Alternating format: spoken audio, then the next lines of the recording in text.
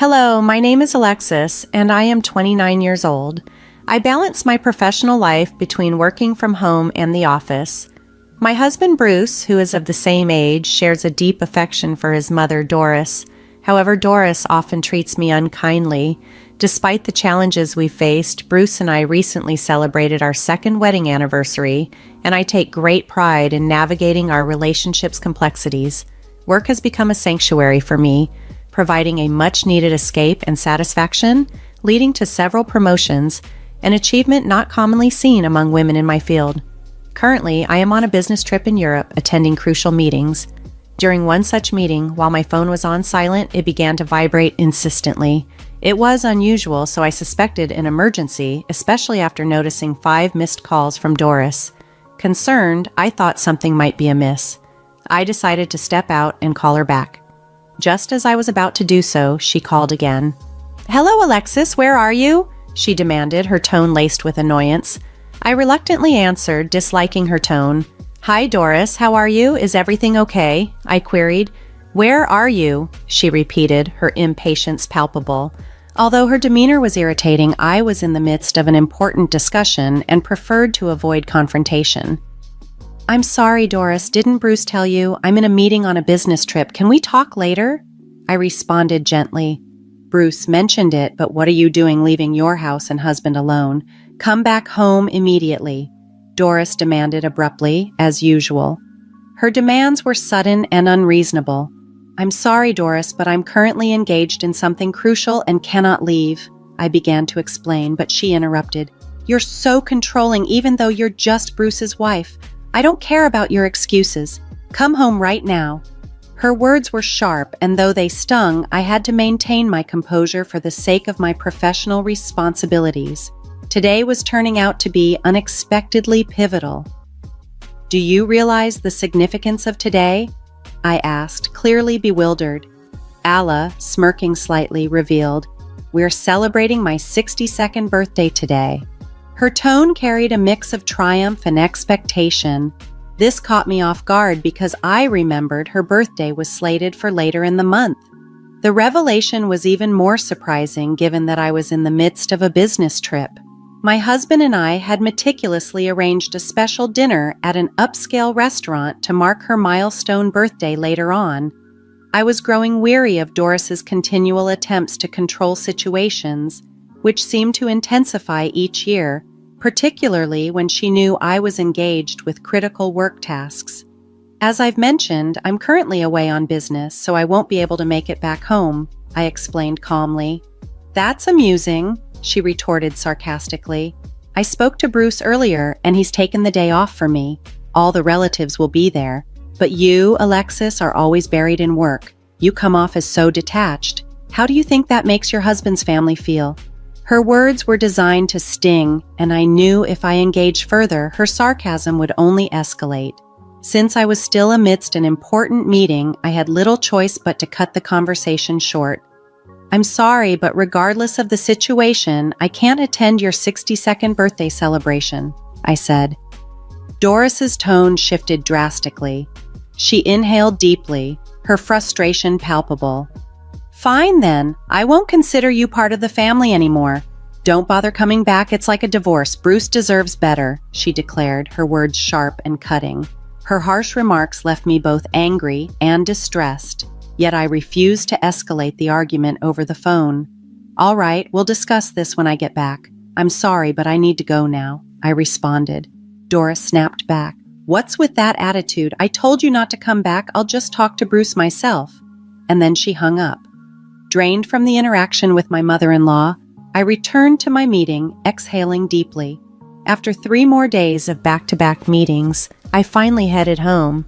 The entire journey back, I was enveloped in anger and frustration due to the confrontation with Doris, barely recalling the drive itself. When I opened the front door and called out, I heard my husband's weary voice greeting me with a "welcome back." I slipped off my heels and made my way to the living room, leaving my luggage by the entrance.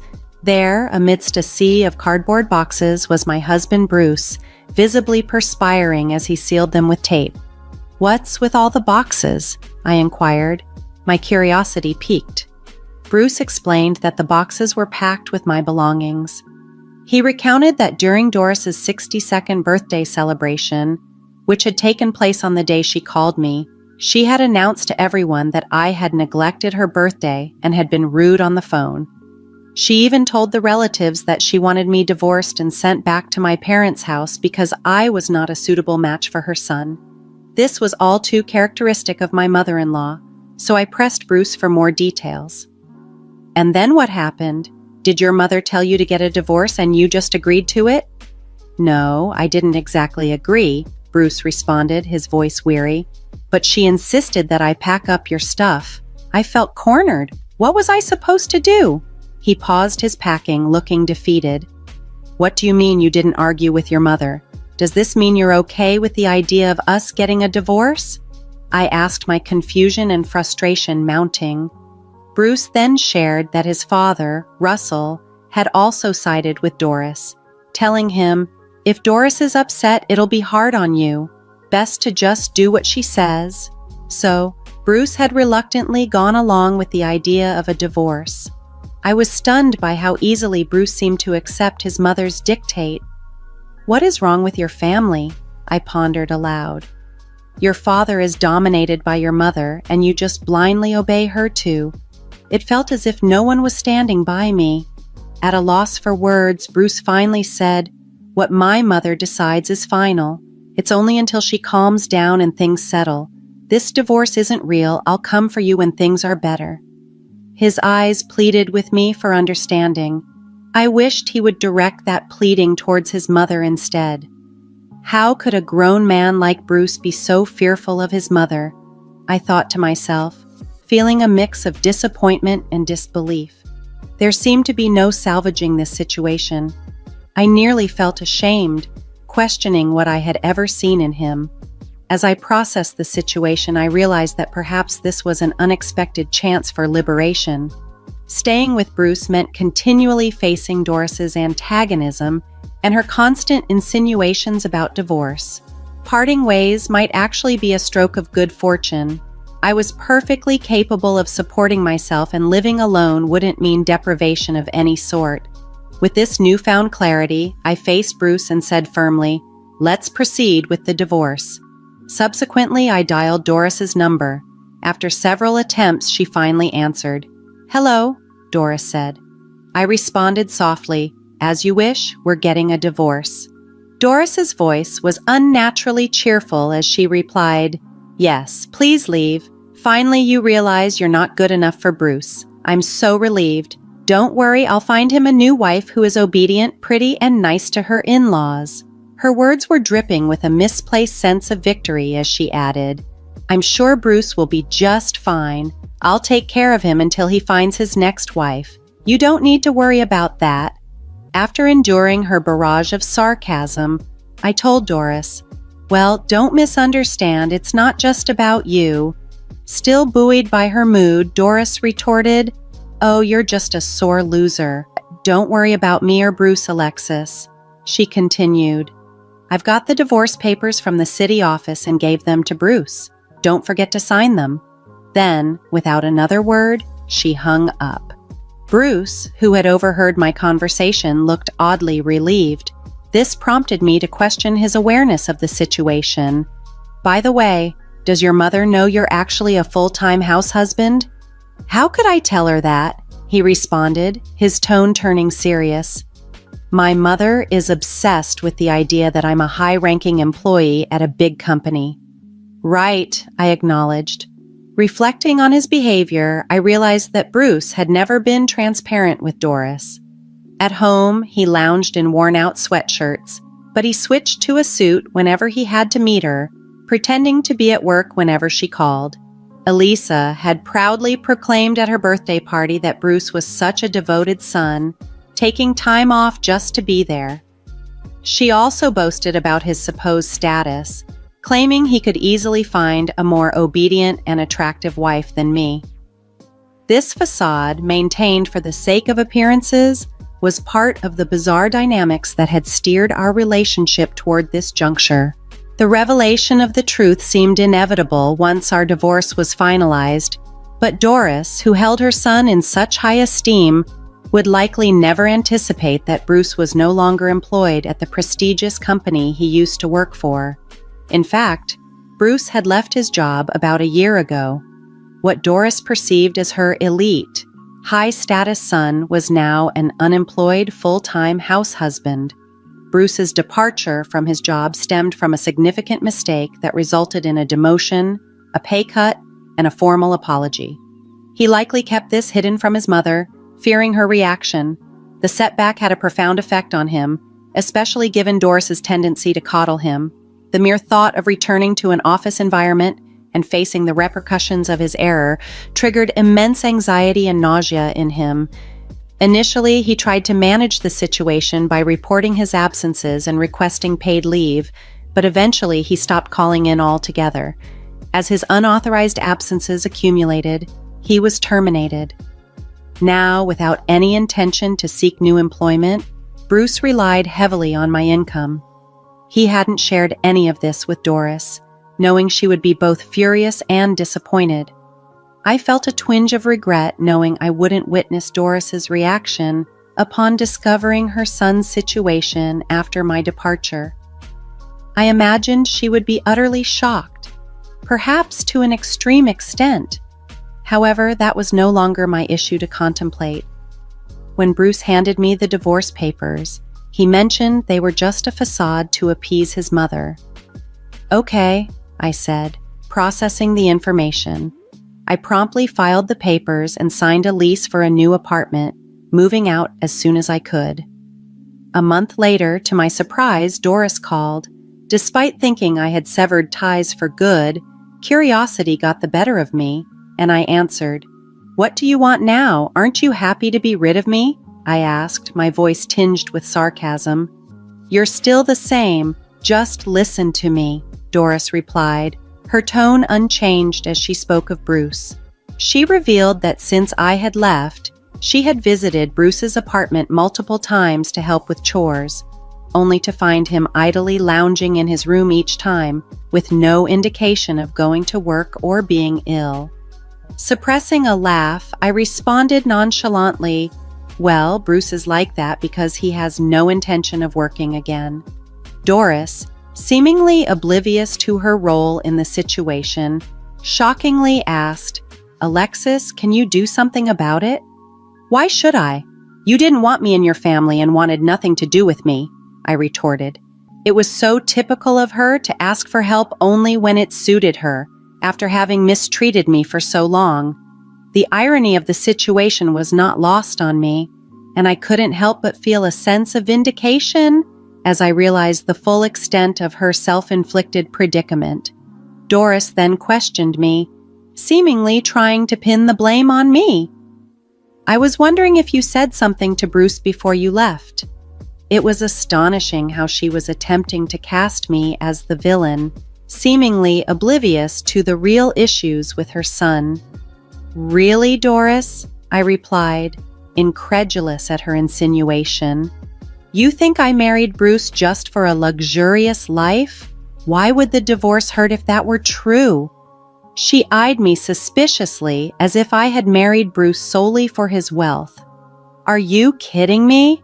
I was the one supporting Bruce financially throughout our marriage. It was me providing for him. Because of Bruce, I couldn't even afford to live extravagantly," I continued. The thought crossed my mind. Should I consider asking for alimony? Doris was taken aback by my statement. "How dare you make up something like that, Alexis? You just forgot to ask for alimony, didn't you? Bruce has a higher income and position than you. Don't be so unreasonable. If you want money, Bruce can pay whatever you want. After all, he is a high-level employee at a major company," she retorted, her argument as preposterous as ever. Perhaps Bruce hadn't yet told her the truth. I didn't want to seem like I was merely gossiping, but I saw an opportunity to set the record straight. "Your proud son is a full-time house husband. He quit his job a long time ago," I revealed.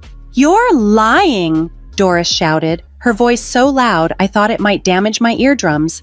I pulled the phone away from my ear and suggested, "Why don't you check with his company? You'll find out who's telling the truth." Doris went silent for a moment, then, her tone noticeably softer, she stammered, "Well, what if that's true? How are we going to manage? I can't support my son on just my pension, and no one will want to marry him if he's unemployed. What are we going to do?" I couldn't help but grin at her sudden change of heart. "What shall we do?" I echoed her words, amusement in my voice. After a pause, she mumbled something to someone beside her. Then, with a completely altered tone, she pleaded, "Hey, Alexis, will you please come back home?"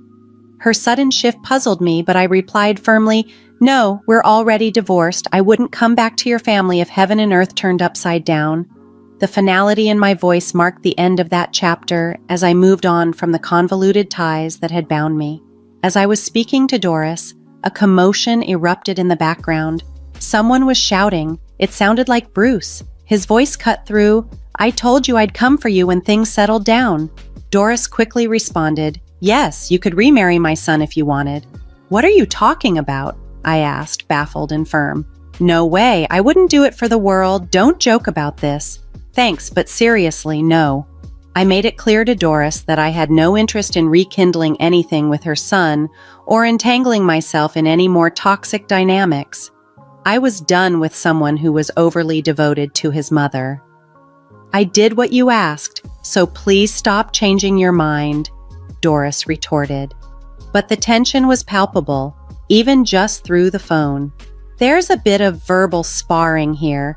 It's not like you should take my words so seriously. You've been quite dismissive, haven't you?" she added. "I didn't think you'd go through with divorcing my son," she continued, her tone revealing her surprise at my firm rejection. In response to Doris's string of excuses, I replied, "Well, I was just tolerating the situation. Besides, Bruce packed up my things and essentially kicked me out without my consent." I vented my frustration, listing all that she had orchestrated against me. "You see, that was just a prank," she claimed nonchalantly. "A prank? It's worse than that," I said, utterly exasperated. There was nothing more to be said. Glancing at my watch, I noted it was nearly 2:00 p.m. My lunch break had been squandered on this fruitless conversation. "Ah, Doris, are you done now?" I asked, eager to wrap up. "What, Alexis? What did you say?" she replied, her voice sickeningly sweet. Did Doris think that a sweet tone would soften my response? Knowing I would not meet her expectations, I said firmly, "I'm going to hang up now. I have another meeting in a few minutes and need to review some documents." As I began to disconnect the call, Doris persisted. "Wait, Alexis. Hey, Alexis, say something." I could hear her shouting as I hung up, leaving the chaos and the unwelcome entreaties behind me. I was ready to move forward, free from the turmoil that had entangled me for too long. During the chaos of our phone call, Doris also took the opportunity to berate Bruce, chiding him for mishandling the situation and pointing out the consequences of his actions. It became evident that Doris was quick to blame everyone else for her troubles. Completely drained by her behavior, I ended the call and decided to block her number for good. Afterward, Bruce tried repeatedly to reach me. Seeing a clear path forward, I consulted my lawyer to seek alimony. Faced with the prospect of legal action, Bruce's family, likely anxious about the ramifications, agreed to settle the alimony in a lump sum payment. It seemed my former in-laws had to advance the money, which left Russell and Doris consistently agitated with Bruce. They urged him daily to find a job and work, which only added to his frustrations. Ultimately, Bruce moved back into his parents' house because he could no longer afford his apartment rent. He blamed his parents for his situation, which was now straining their finances, including their pension and retirement savings. Like mother, like sons, they continued to blame each other for their predicaments and refused to reflect on their contributions to the mess. They were even considering applying for welfare, a move I hoped would make them realize that their selfish behavior couldn't continue indefinitely. On a brighter note, for me, the business proposal I made during my trip was accepted, leading to a significant contract. This achievement resulted in another promotion, a higher salary, and a more affluent lifestyle. Now enjoying the freedom of a rich bachelor's existence, I was relieved to be free from the torment of in-laws and financial dependence on family members. Reflecting on the past, if I ever consider marriage again, I will undoubtedly conduct a thorough background check to avoid any mama's boys or troublesome in-laws.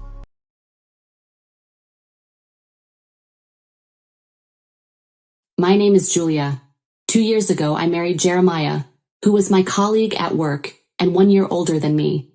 Now, Jeremiah and I live happily together. I quit my job and became a full-time housewife after getting married. It was my husband's wish for me to stay at home, and I didn't have a strong desire to continue working either.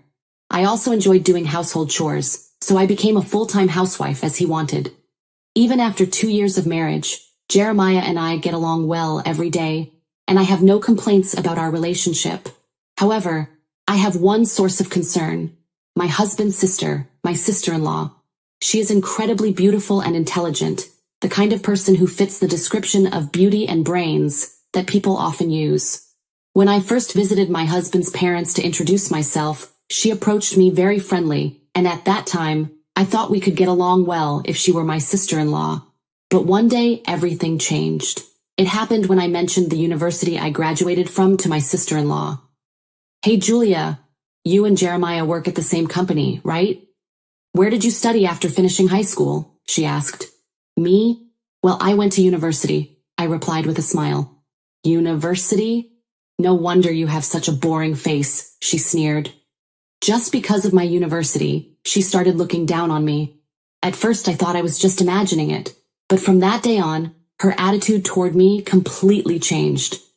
Every time we met, she belittled me and started boasting about herself. "I knew it. You went to a low-ranked university, right? Well, I had amazing grades, and I'm not just smart, but attractive too, you know? I was really popular in college, and I even had fan clubs. Not that I cared about them, though," she said. I had to listen to such bragging every time. I had heard from my husband before that my sister-in-law looks down not only on him, but also on other people. She's the kind of person who can't be satisfied unless she's the best. However, when I first met her, she seemed very amiable and kind, so I never expected things to turn out like this, just because of mentioning my university. I was truly shocked. In the end, it turned out that she was only hiding her true nature when we first met. Every time I visited my in-laws, she would belittle and mock me. Seeing this, my husband spoke up. "That's going too far. It's not right for someone to say such things as a human being," he told her. However, even when her own brother told her that, it seemed to have no effect on her. "Huh? What? I don't want to be lectured by a stupid brother," she replied, looking down on him. "You're dumb and low level, so it's no wonder you work for some unknown company," she concluded. Before my husband could finish his sentence, she interrupted him again. "Hey, by the way, Julia also met Jeremiah at the same workplace, right? Well, the couple is a pair of incompetents," she laughed out loud. Seeing this, my in-laws told her to stop. "That's enough. Apologize to Julia," they demanded. But instead of apologizing, she left the room saying, "If you want me to apologize, at least make more money than me." My in-laws sighed and apologized to me multiple times for her behavior. On the way back from my in-laws' house, I asked my husband in the car, "Has your sister always been like that?" "Yeah, by the time I became aware, she was already like that," he responded. According to my husband, his sister had always been smart and attractive, and as a result, had been excessively praised by those around her. It led to her developing a personality where she couldn't be satisfied unless she was the best. Because of that, my husband had always been treated like a servant, and he said he had never been cherished as a brother. Things continued to be tough. My sister-in-law started disliking me, and she didn't even attend our wedding. "Your low-level wedding is nothing to brag about," she canceled at the last minute with such an excuse. However, at that time, she was still unmarried and living with my in-laws, so we inevitably had many opportunities to face each other. Every time, I was looked down upon and had to listen to her boasting. Honestly, I had grown tired of my sister-in-law's attitude, and I gradually became reluctant to visit my in-laws. Seeing this, my husband suggested, "Let's take a break from going for a while." My in-laws agreed. However, as soon as I stopped going to my in-laws' house, my sister-in-law started calling and messaging me frequently. I deeply regretted exchanging contact information with her when we first met. The content of her messages was essentially the same as what she talked about when we were at the in-laws' house, working for a prestigious company, being busy with work, and constantly being relied upon by others. She would persistently contact me just to share her bragging stories. When I purposely ignored her calls, she would send me messages online, accompanied by photos of luxury brands, one after another. I bought these new items, you as a housewife, and Jeremiah being poor, you can't afford them, right? She mocked. She would simultaneously boast and look down on us as a couple. That's nice. Oh, are you jealous? If you don't mind having my used and worn out things, I can give them to you, you know? She wrote sarcastically in her messages. With such frequent exchanges, I finally reached my limit and spoke directly to my sister-in-law. I'm sorry, sister-in-law. I'm also busy with household chores and other things, so could you please refrain from calling or messaging me? I asked politely, hoping she would understand. Huh? Aren't you a housewife? You must have plenty of free time, right? Can't even manage your house properly. You're really low level. It's laughable. Having you as a sister-in-law is such a disappointment, she sneered. Her words stung as she began to deny my very existence. I told my husband about this when he came home from work, and he became furious. He took my phone and blocked all incoming communications from her. Although I felt somewhat sorry, as she was technically my sister-in-law, my husband reassured me, saying, "You don't have to put up with it anymore." So I relied on his support. For the next 2 weeks, it was the most peaceful time for me. However, such happiness was short-lived. While my husband and I were enjoying a leisurely breakfast, my sister-in-law showed up at our house. Seeing her, my husband became extremely annoyed. "What do you want, sis?" he asked, clearly irritated. "What's with that attitude?" she shot back. "I came because I have something important to discuss." "Something important?" my husband asked, raising an eyebrow. "I'm getting married, you know," she announced, showing us the engagement ring on her finger. It had a very nice diamond and looked expensive at first glance. When my husband and I congratulated her, my sister-in-law grabbed my left hand and examined it closely. "So, this is Julia and Jeremiah's ring?" she sneered, staring at our wedding rings intently. Then, she took off the ring from my finger and laughed. "Looks kind of cheap, doesn't it?" Indeed, our wedding rings were simple and didn't have a large diamond or anything like that, but they were chosen together with my husband after careful consideration and held great sentimental value for us. Dismissing it as cheap with a single word made my anger surge. "You should have gotten a better one, but I guess that's impossible with your low income," she said condescendingly. To make matters worse, she forcibly took off the ring from my finger and threw it into the trash can. "Hey, what do you think you're doing?" I shouted, unable to hold back my frustration. I immediately started rummaging through the trash to find the ring, desperate to recover it. My sister-in-law watched, laughing. "You, so dirty," she mocked. Even my husband, who is usually composed, became furious at her outrageous behavior. "Cut the crap, just leave already," he shouted. "Hey, that hurts, but whatever, I'll leave for today. I'll come again next week with my fiancé," she added with a grin, laughing as she left. Despite the situation, she showed no remorse or hesitation. "Please, just go home," I pleaded, tears in my eyes.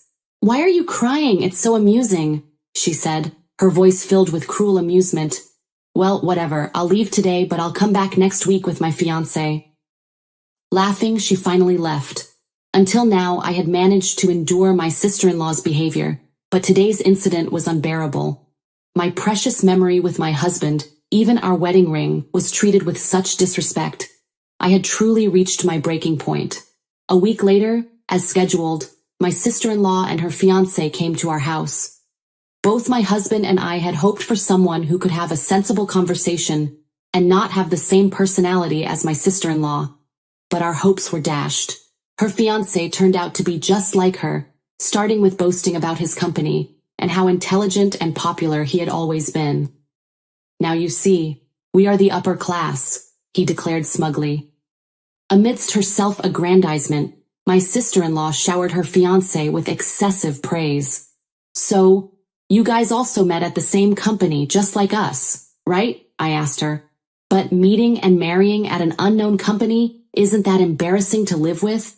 My sister-in-law replied sarcastically.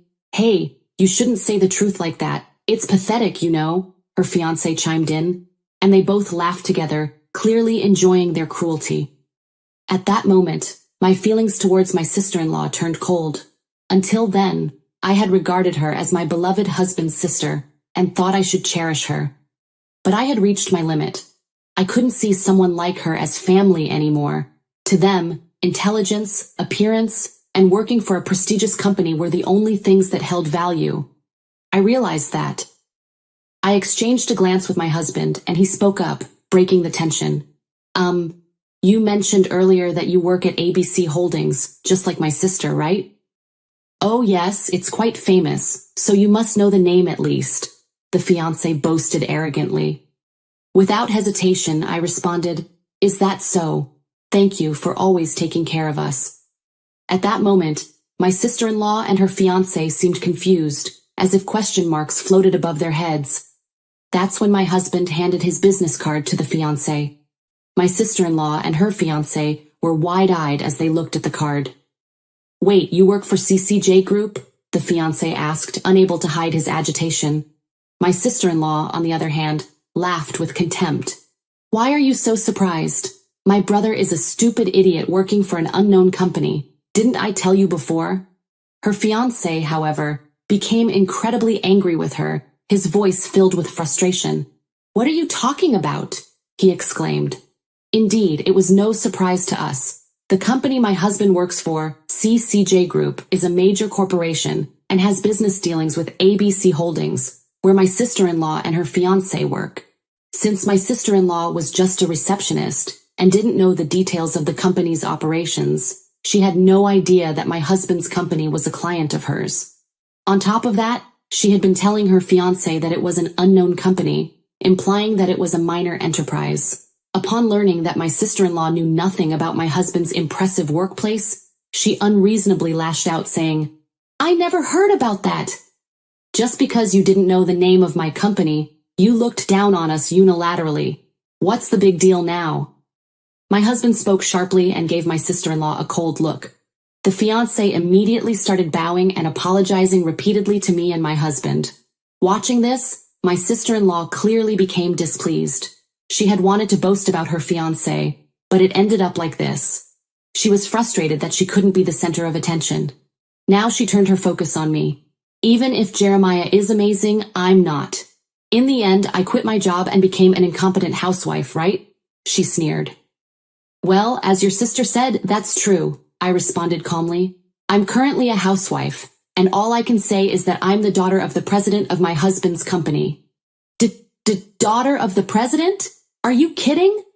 My sister-in-law suddenly began stuttering. Seeing her like that, my husband affirmed it. Why didn't you tell me? She demanded. I asked my husband to keep it a secret, I explained, and added, it would have been evident if you had attended our wedding, but you canceled at the last minute, deciding on some feeble excuse. Enraged by my sister-in-law's past behavior, her fiancé's face turned red with anger. My sister-in-law, on the other hand, looked stunned as she frantically searched for information about my father on her phone. At the very end, I revealed an important fact to my sister-in-law. Sister-in-law, let me tell you something. My husband holds a position in my father's company. I believe his salary is much higher than yours. Well, money isn't everything, though, I continued. My sister-in-law turned pale and looked down. Not only me, but even my husband was looked down upon. I still hold a grudge, and I'm not over my anger yet. If this continues, I get irritated to the point of losing control. Could you please leave? I smiled. The two of them hurriedly fled from our house. Witnessing their pitiful state, my husband and I burst into laughter. Julia, you are amazing. It feels so refreshing to be able to speak my mind, Jeremiah said, smiling proudly. Hearing that from my husband, I couldn't help but feel proud. I had never thought being the daughter of our president was a good thing, as it often led to distance from others. But this time, thanks to that, I was able to turn the tables. A few days later, my sister-in-law and her fiancé came to our house to apologize. We are sorry about what happened the other day, especially to the president. It would be troublesome if we lost the business relationship, her fiancé said, bowing and apologizing profusely. We didn't rush to accept their apology with open arms or pretend everything was fine. They had belittled us so much and now conveniently wanted to be forgiven. It was too convenient for them. So, my husband and I deliberately responded with silence, making my sister-in-law and her fiancé feel uneasy. As a result, their relationship worsened rapidly, and ultimately, the engagement that was underway was called off. My sister-in-law felt really awkward about being in the same company as her fiancé, and quit soon after. As for the fiancé, he was worried that the cancellation of the business deal with my husband's company would be his responsibility and cause trouble for him. Unable to bear that anxiety, he ended up quitting the company himself. My in-laws kicked out my sister-in-law, who was planning to live with them again, and now she works part-time while struggling to make ends meet. It's not good to look down on or belittle others. This is something even children understand, but it's unfortunate that some adults still don't get it. What you do to others will come back to you eventually. This incident clearly demonstrates the consequences my sister-in-law brought upon herself.